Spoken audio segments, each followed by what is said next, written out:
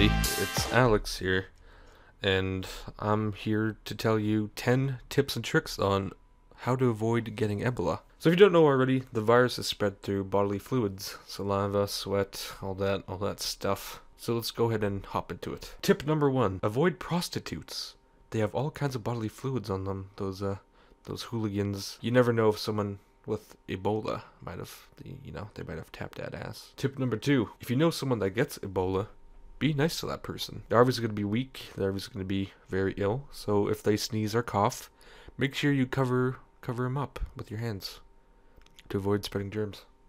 Tip number 3, if you see a suspicious microscopic virus particle in the air, try to avoid that. Tip number 4, stay the hell away from Dallas, Texas. Tip number 5, stay away from Disney because they secretly made the Ebola virus.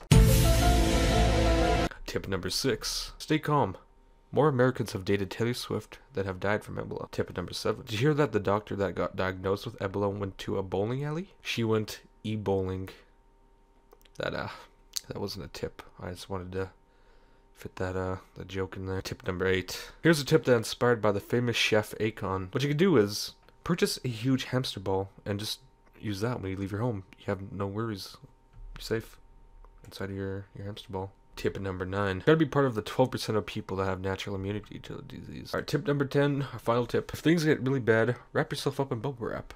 Just go to the store, go to your local store, go buy a huge roll of it, and make sure there's no air holes in it. This is probably the best piece of advice in this video. There's probably people out there right now looting the stores searching for bubble wrap to be safe. So there you have it.